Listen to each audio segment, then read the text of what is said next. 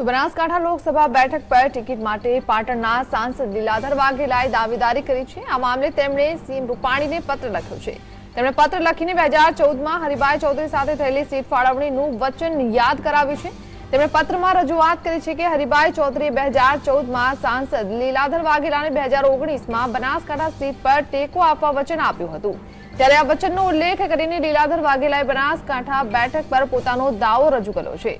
તેમણે એમ પણ કહ્યું છે કે જો તેમને ટિકિટ ન મળે તો તેમના પુત્ર દિલીપ વાઘેલાને ટિકિટ આપવા પણ રજૂઆત કરી।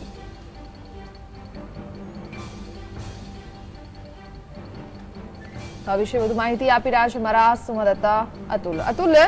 જે 2014માં વાયદો કરવામાં આવ્યો હતો તે વાયદો હવે 2019માં પૂરો કરવાનું જે વચન છે તે યાદ અપાવ્યું છે। શું છે જાણકારી બેઠકને લઈને?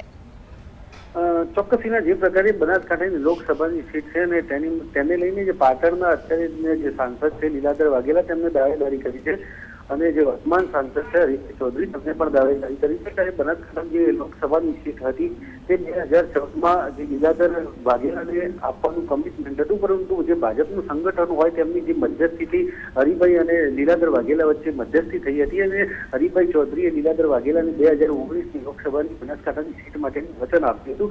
જોકે અત્યારે તો તેમને મુખ્યમંત્રી અને નાયબ મુખ્યમંત્રીએ પત્ર લખીને આ પત્રમાં જણાવ્યું છે કે જે બનાસકાંઠામાં ઠાકોર સમાજ છે તેમના મત બહુ મોટા પ્રમાણમાં છે, ત્યારે પોતે બનાસકાંઠાનો દાવેદાર છે।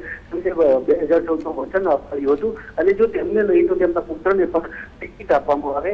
જો કે બનાસકાંઠામાં જે લોકસભાના જે દાવેદારો છે તેમની સંખ્યા વધતી જાય છે અને ચોક્કસ બનાસકાંઠા લોકસભાની સીટ છે તે ભાજપ માટે જે માથાના દુખાવા સમાન બની શકે છે। જી, આભાર।